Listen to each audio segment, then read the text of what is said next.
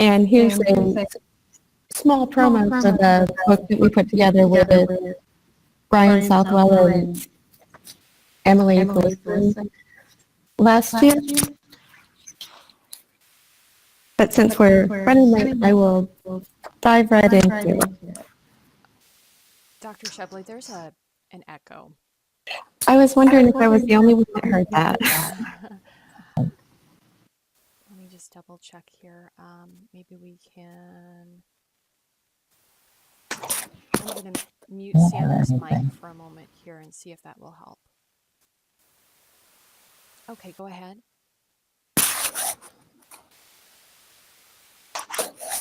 All right. Is that better? That's better. Yep. Okay, great.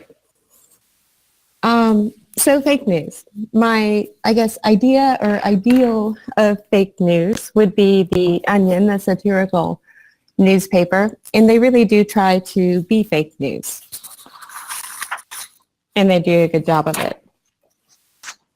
We also have the National Enquirer, and I can't say that I'm up to date on the National Enquirer or that I've looked at it recently, but they tend to have some pretty outlandish things a lot of the time.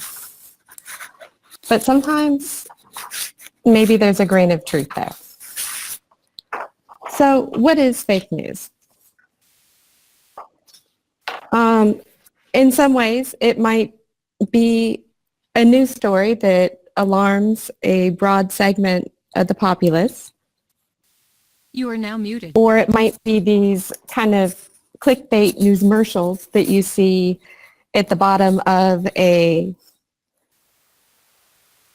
news site, a more traditional news site, that where they are also advertising. But even though a lot of times it sounds as if it is, it's not something on some news source that we don't agree with. And is the audio doing okay now? You are now unmuted. There's a little bit of an echo again. Okay. So if I'm talking right now, can you hear me okay? That's pretty good. There's a lot less echo. That's okay. Okay, and I'm getting some sort of odd feedback, so I'll try to go past that. So, and recently we've also seen that You are now muted. fake news is reported speech when there's actually been lobbied in the direction of political opponents to obfuscate an issue or question. Generally, fake news is a widely used but ill-defined term, but it captures the attention and speaks to concerns of a broad audience. And further, it's a widely used but ill-defined term associated with issues we have much to learn about. That while there's been a lot of research about fake news and from a lot of different areas, it's a multidisciplinary concern. From health, from environmental science, information science, library science, business, communication. Essentially, it's as multidisciplinary as you can get. To put fake news in other terms that is a little bit more congruent with what we have learned from studies in the past, we can also think of it in terms of the more traditional words, such as misinformation, which simply defined we can think of as incorrect information. And the way that I view misinformation is that it's a broader term. And misinformation may be deliberately shared, it may be accidentally shared, or sometimes people even share misinformation without knowing it. Disinformation, on the other hand, would be a subset of that, and that's incorrect information that is known to be incorrect and shared regardless. Often, there's a deliberate attempt to alienate or disempower others. And a little bit different are misperceptions. And misperceptions are false beliefs based on misinterpretation of presented information. And so it may be that someone misunderstood something that was communicated to them, or it may be that they only heard part of it, or perhaps there were visual cues that they didn't pick up on because they were only listening and not looking at as we were. And one question is, we've been studying this information for a long time, that people have been misleading each other and unintentionally sharing this information for as long as we know. But at this particular time, that fake news and misinformation has become a very important topic that concerns large groups of people. And we have some ideas about what might contribute to our concerns about fake news and misinformation. And one is that right now in the United States in particular, from a political perspective, that we're more polarized now than we ever have been. And that's whether we look at our elected leaders.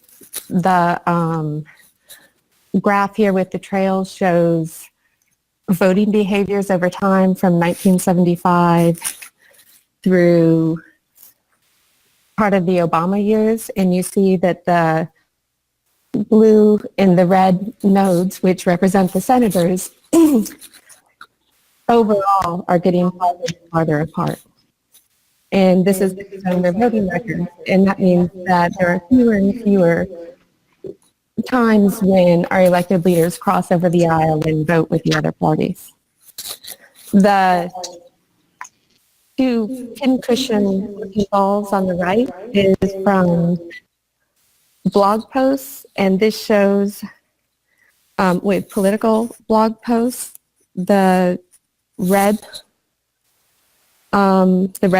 bunch are Republicans and the blue bunch are Democrats, and communications between blue nodes are colored blue, communications between red nodes are colored red, and communications that cross the lines are colored in yellow. And the communications that cross the lines, there's fewer of them, and there's fewer, and just a subset of the red nodes and a subset of the blue nodes do cross that line. And that is in the context of their blogs, of course. Additionally, there's a number of trends in news production, dissemination, and consumption. There's been changes in staffing so that there are fewer support people, for example, copy editors. In some cases, there's a blurring of entertainment, and also a lot of strong opinion is presented as news. There's trends towards the democratization of news and less formal, and some people point out uncredentialed news producers. And there, but also that a lot of times that with our media that these people can post back and respond to the news, even if it's through a traditional source. And then, of course, with less traditional sources, usually it's even easier to do that. Additionally, the past 24-hour news cycle with deadlines, and finally, with all of the different options for news, that people tend to select the news that suits them best and from the sources that they find agreeable. Additionally, there's a lack of trust in public institutions and media, and this isn't necessarily that everyone distrusts all public institutions and distrusts all media, but generally there's a tendency to not trust, say, our governmental institutions and also especially the media that we don't agree with. And we can point back, actually, and note that historically speaking, our elected officials have been sources of misinformation and disinformation. There's also, of course, a sense that there are some things that cannot be shared broadly. And so there is always missing information. And we can think about this in terms of, say, national security and other issues. And that we can also look to at different times, for example, in order to present a balanced picture, say, for example, with climate change. This, I personally haven't seen this so much anymore, and I don't know the current trend, but at one time, at least, that some news sources would present what they considered to be both sides of the issue, when in fact, in science at least, that 99.9% of scientists were agreed, and there was not two sides. And additionally, of course, another source of fake news and misinformation are kind of our traditional vested interests, such as big tobacco, which have a long history of disinformation and misinformation and misleading people. Other reasons we may be having more of a focus on fake news at this point in time are the technological changes that impact the speed of distribution and the integrity of our knowledge networks. There's manipulation of evidence in old and new ways. For example, just recently, we had a case somewhat reminiscent of altering things in Photoshop, where the frames of film were removed in too dramatic effect.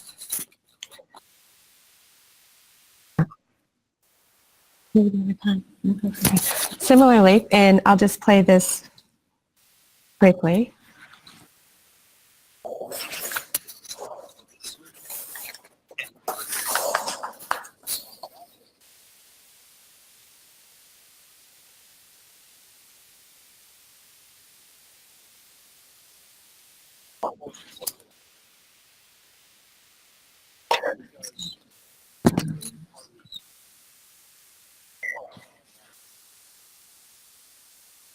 You are now unmuted.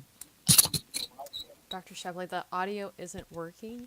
Could you Oh. describe it for us, please? Okay, so here, You are now later in, we see that this is an example of speech synthesis where they're able to manipulate from the image and sound so that it seems as if former President Obama is speaking, but actually someone is literally putting words in his mouth. And this is something that as, say, our technologies advance in this type of speech synthesis and similar technologies become more, more developed, then this type of fake presentation will be more and more difficult to identify unless we find specific ways to understand the provenance of our news items systematically, even when they're shared over our social networks.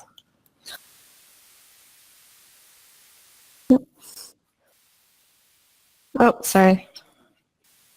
All right. So, and finally, there's through our social networking sites that things can be shared very, very quickly with a great number of people in kind of the virality. There was actually, there's also bots masquerading as people in our social networks. And there, interestingly, there was a study published this past year in Science that looked at the dissemination of false stories. And one of their findings was that people, rather than bots, were more likely to spread the false stories. And a lot of times when they measured the contents of these stories, and a lot of times the things that people were sharing had were associated with stronger emotional reactions with people and were more sensational.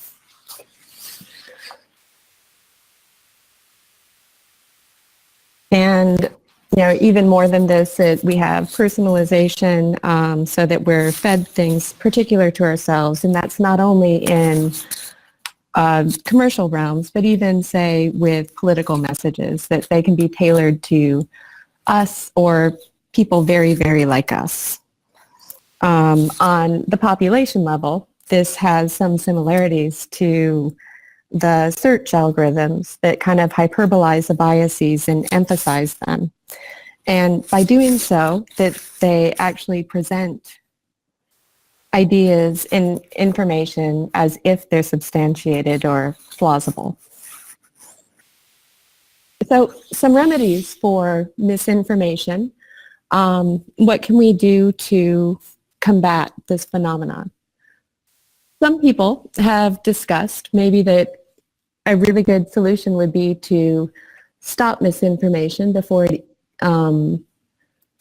gets out there. So prevention is a method. And this could be possible through some sort of regulation or policy work where there's, say, evidentiary standards for things that are purported to be fact or purported to be news.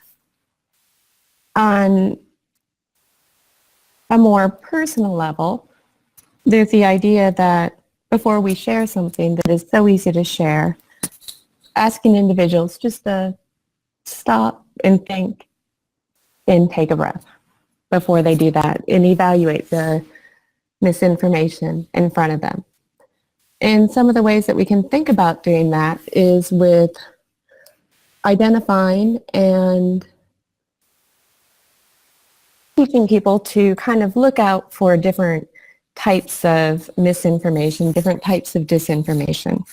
For example, sometimes people have thought onion stories have been true when they're out of context, and sometimes that can lead to confusing and sometimes embarrassing things.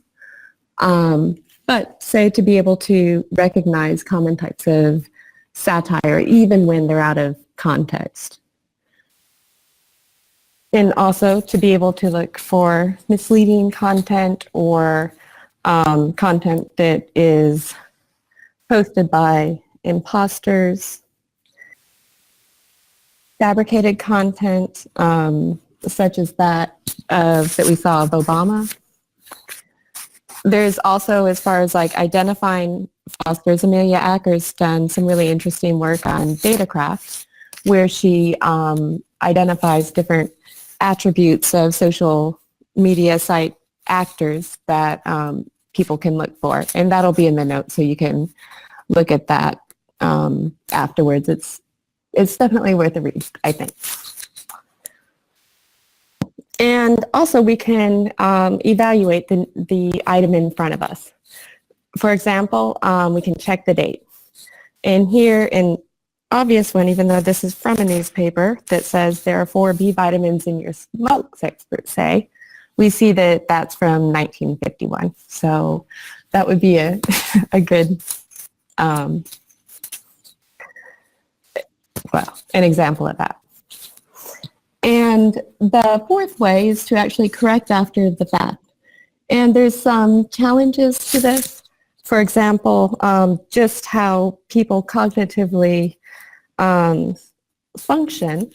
We have the problem of continued influence effect. And it's really hard to actually retract something, whether it be a science article, whether it be a news story, and have people broadly understand that it's been retracted, it's not true, because that's already out there. And it's very hard to counteract by just saying, no, we're sorry, we made a mistake, that was not the case for whatever reason. Some best practices we know about are to actually offer an alternative account that makes sense with the world review, and this, rather than just trying to slice out that one piece of information that was false, that this way that this can be built into the cognitive network of how people are thinking. Additionally, it's possible to keep repeating the retraction. Another problem is the familiarity backfire effect, and this is the case when, say, a myth or something that is untrue is repeated over and over and over again. This probably was the case a little bit with Obama and his birth records. Good strategies to combat that are to emphasize facts and avoid repetition of that myth. So maybe I shouldn't have just said that.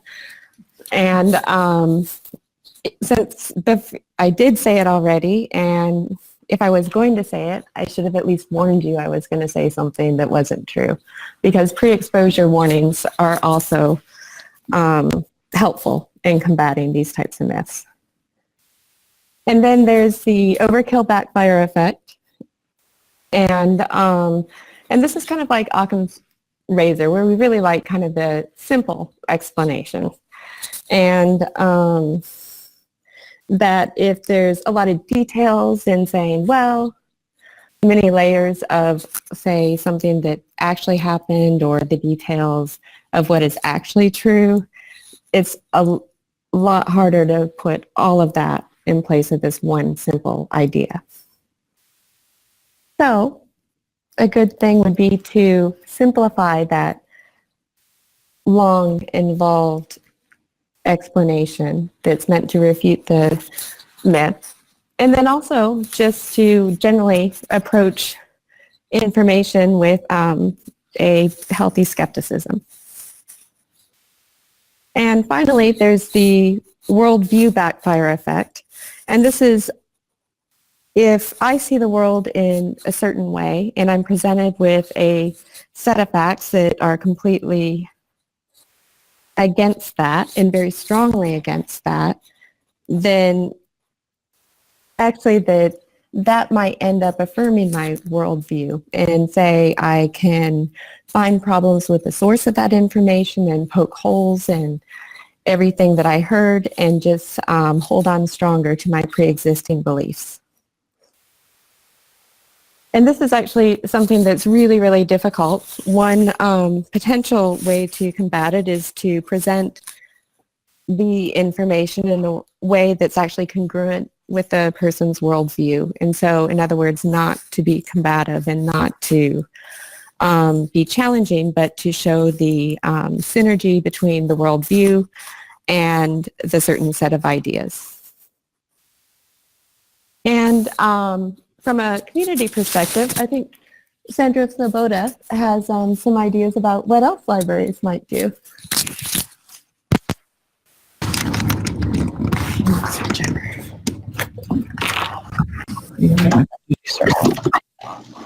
Okay, hi everybody. Hope you can hear me. I'm switching headphones and using Laura's computer here. Mine would not load. So let's see. Okay, we're okay in the sharing. So does anybody have a mic enabled and can just say yes that you can hear me? You are now unmuted. Yes, yep, we can hear you. Okay, great. Okay, well, You are great. now Thanks for muted. having me. I want to talk a little bit about a series of events we did at my former employer that is continuing. The title of them was called "Give Me Some Truth," and it was a partnership with public radio where I used to work and community libraries around Metro Detroit. And I hope that I can present this in such a way that all of you who are working at libraries or will work at libraries or want to work with libraries can use this to kind of design an event series or other kinds of community engagement, whatever works for you in terms of taking a lot of what Dr. Sheble said and moving that forward to community so that not those of us who have already had the information science Kool-Aid or work in the communications arena, but people really out in the communities can start to use some of these tools. So this is a little bit of what I'll do. I'll introduce myself. I'll show you some overview of the series that we did this year and then additional tools and tips, and hopefully we'll have a little bit of time for questions. So I am going to speak really, really quickly here as we go through. So this is me. I used to work at WDET, which is public radio here in Detroit. I have just in the last couple months moved over to public television, but I'm continuing a little bit of the information work. I'm also a very, very proud graduate of the School of Information Sciences here with an MLIS last year, and I'm slowly continuing with classes towards the new Information Management Masters. But I've been a journalist for my whole career, which is 20-some years. I also teach at the university. I teach an American government class through political science here at Wayne State, and so we have a chapter on politics and the media, and I've rolled a lot of this in and the information literacy idea tailored to politics. So the curriculum that Laura and I are sort of presenting here is very flexible to different disciplines because the problems and the sources of misinformation come from different disciplines. So the program with the libraries dealing with information literacy, for lack of a fancier way to say it, really fits in with public broadcasting's mission. I would imagine all of you, if you're at universities, you may have an affiliate public broadcaster with the station. You probably have one in town. There's probably a radio or television station that works in your area, and all of them have this community engagement mission. This one's from WDET's. This is from Detroit Public Television. You really can see the idea of building trust in public media, partnership collaborations leading to stations being willing to work with community partners like libraries. And there's other initiatives going on now. If you don't know about PBS Books, I urge you to look closely.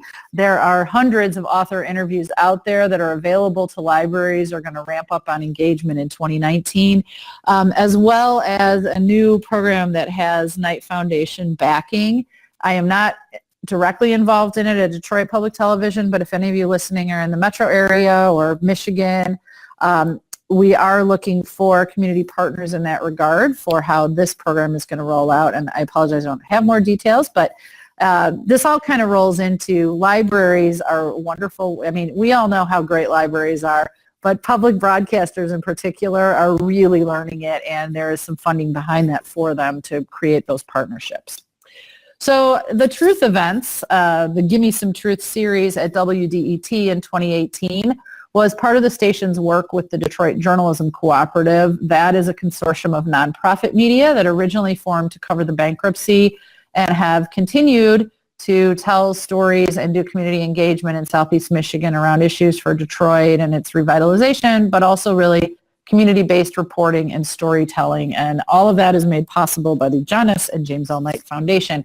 which is also working in the library place. So we developed this series at the suggestion, the first kernel from a guy named Jeff Milo.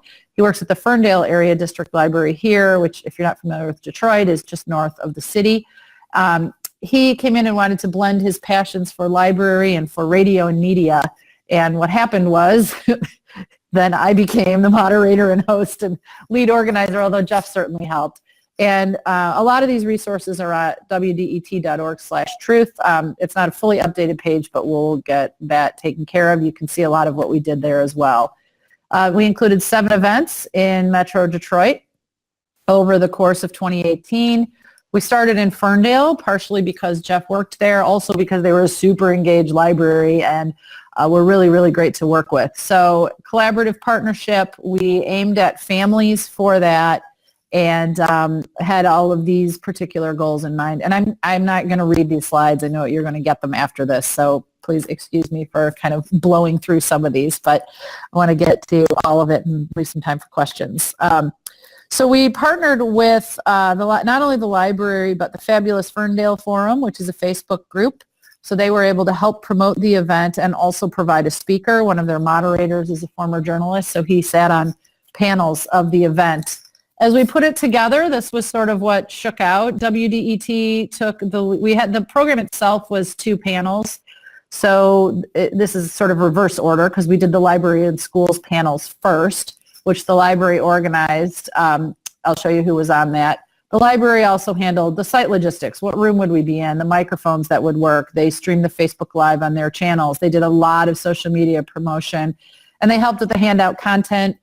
We designed the handout, and I don't even remember who printed it, but it didn't matter.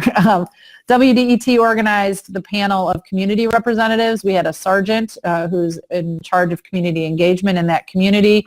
We had a local journalist, and we had Matt from the Facebook forum that I mentioned.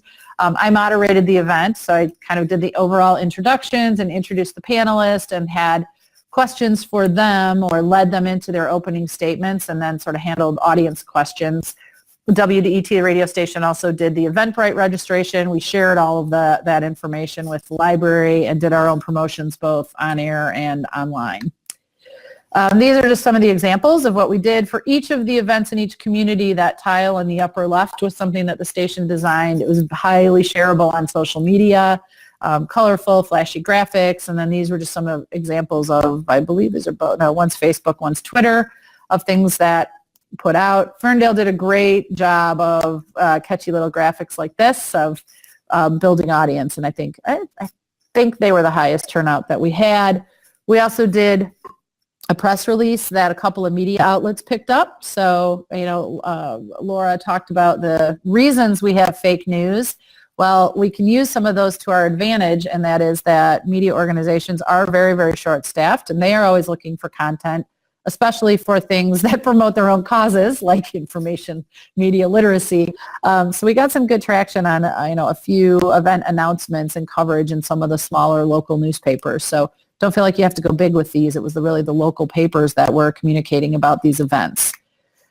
WDET did what we call live reads. So this is, if you're all NPR listeners, which I'm going to guess there's a high percentage in this educated audience, but the anchors would actually read these scripts. So again, I included these so you can borrow them, steal them, learn from them as we went along. But these would be read several times on air in a week or two leading up to the event. And then this is just a quick picture of the Ferndale event. You can kind of see the setup, nothing too complicated. A lot of the speakers would have slides and we go through, some of them would not. Those are 2 high school students on the right-hand side who were really a great addition, talking about how they use media, how they get information, and they actually had some really good apps that they shared that some of us old people didn't know about, such as an app to track how long you're on your phone, which I found slightly terrifying and did not use, but it was interesting. So that was just kind of the room set up, and we had 90 people on a cold January night.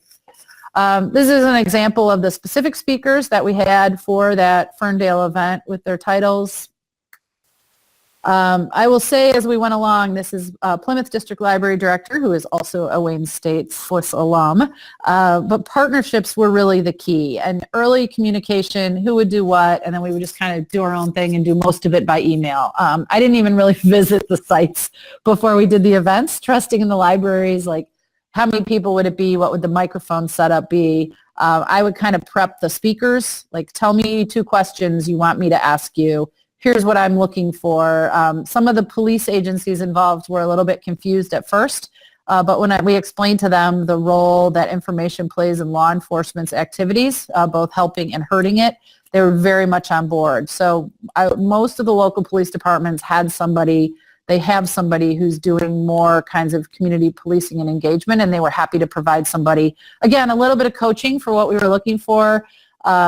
And, not telling all of their stories, but also give them a chance to talk to the community about, hey, when something's really going on, share it with us before Twitter, or here's our Twitter account you can follow.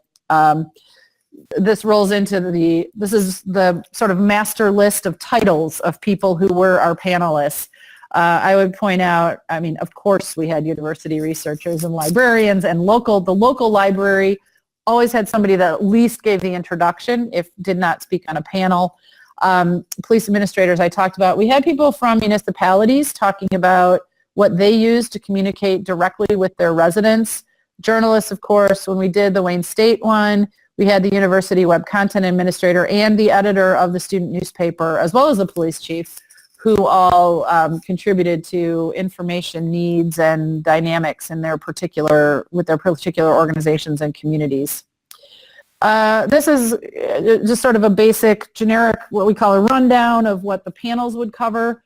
A lot of it is what Laura talked about a few minutes ago. We would usually do a fake news quiz, kind of as an audience icebreaker, a little bit of audience participation in that.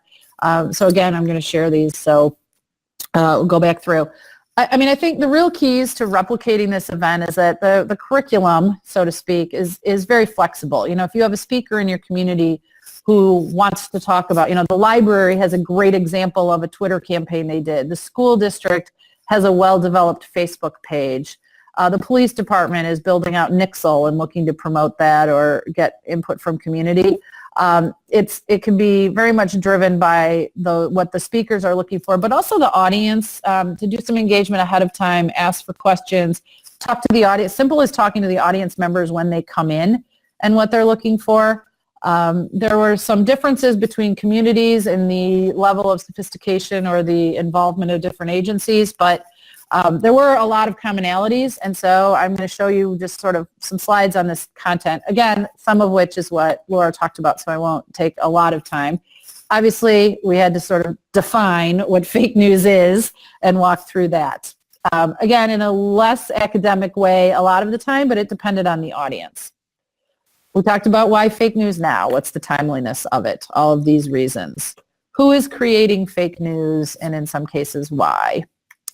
What are the consequences of fake news? And again, keeping that as specific as we could to a particular community. If there had been, some kind of incident or event or threat at a school was kind of one that we heard a couple of times. Social media always comes up, public radio audiences and the library audiences that come to events, especially when we hold them at 1 o'clock in the afternoon or 11 o'clock in the morning, tend to be older, less familiar. I'm stereotyping, but the data are there. But we sometimes went through, when it was the daytime audience, what is Facebook, and talked about all these different roles that Facebook has. We sometimes got questions about really basic things of how to use Facebook. And then these are snips from some of the handouts that we used. And then we would go into these and usually have slides, but just ideas of how to really quickly communicate and give people a takeaway. So there would be a one-sheet handout at most of these events, but how to be a fact checker. Including youth worked really well, both to have them as speakers and to address the differences. A lot of people feel like youth are more technologically savvy, and they are not necessarily so when it comes to the literacy side of things. So we talked about through some of that and what was happening in the schools. Again, this Media Literacy 101.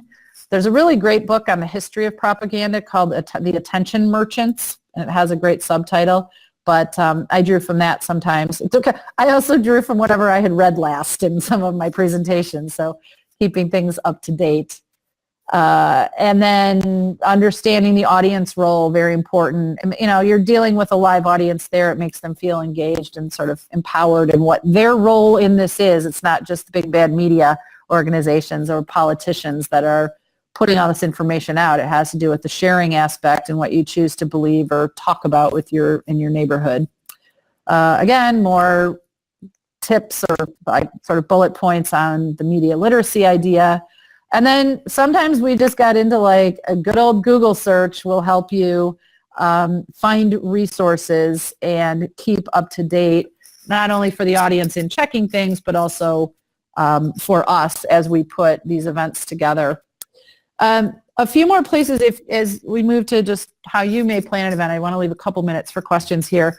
There are the library industry, as you know, probably is really taking this up, and these are just a few examples, and these link.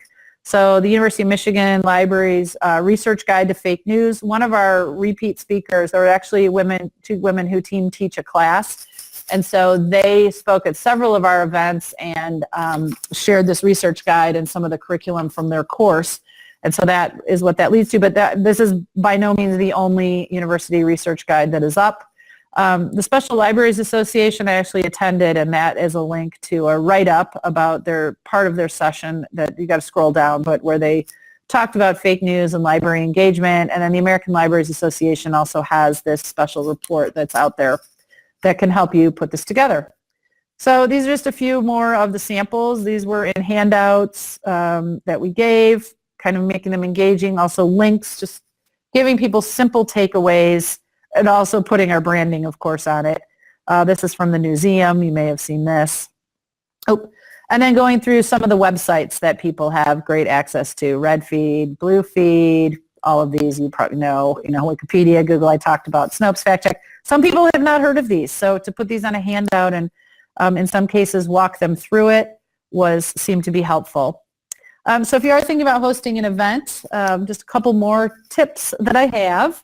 Reach out to your media partners in your community. If you don't have a relationship already, start one. I will tell you, the nonprofit media world, especially public broadcasting, is all about engagement right now. And libraries bring an audience that may overlap with ours already, but are also very loyal to audiences and come to events, and we love that because it's a chance to tell our story and remind them about the work that we do. But also, media organizations don't have a large conference room like the picture you saw at the Ferndale Library, or they're not adjacent to a civic center that has a large theater. So figuring out what resources you have to offer and where you might fit in with all of these, the media organizations to lead it. And then, of course, you get free advertising because we promote it and have our people involved. Or if you're doing your event, if you're going to put it on yourself, just ask someone to host, maybe moderate, so they don't have to get fully into the content, but they can, they're versed in being the ringmaster, so to speak, and moving the event along. Universities, great partners. Student media is another place to look. We had great success. The Wayne State student editor that came was really great.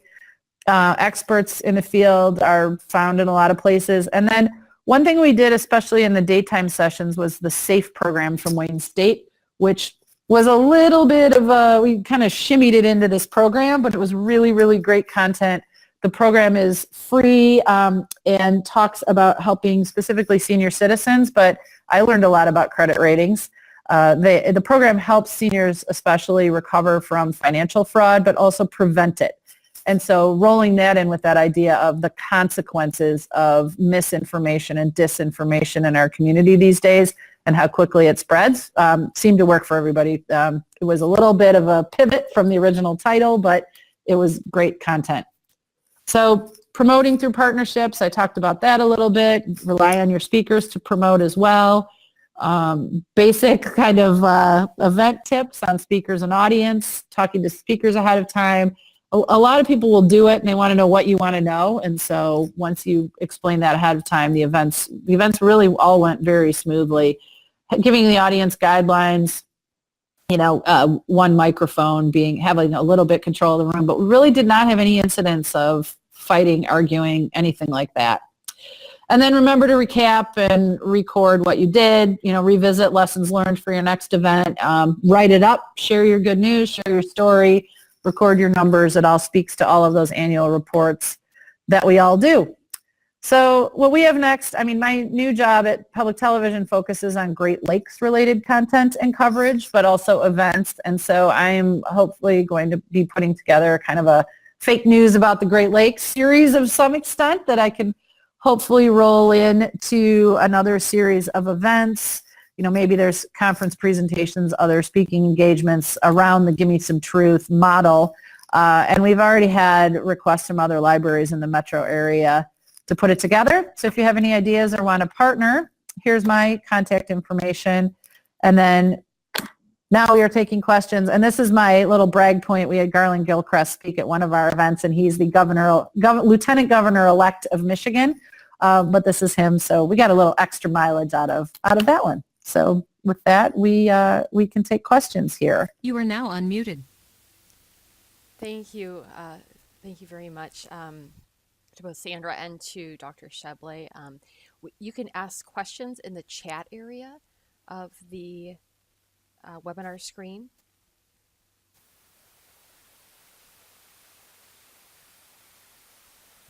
All right, we can see it, so I will hand the microphone to Dr. Sheble if you have any questions for her specifically.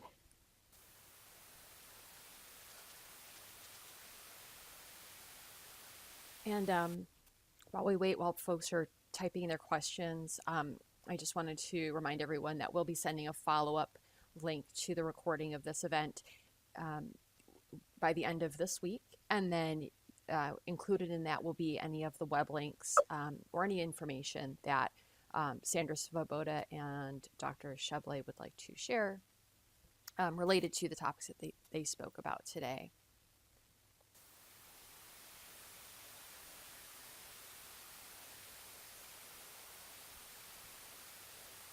Well, it looks like there may not be any follow-up questions, but I am very thankful that you took the time to share your knowledge with us today and help libraries as they manage the world of fake news and misinformation and discuss ways that they can then help to educate their communities and help their communities kind of weave their way through this odd world of misinformation and false facts that we're living in. So I appreciate the information you've given us today, and we'll be following up with everyone with the webinar link recording later on this week. So thank you so much. Thank you. Thank you.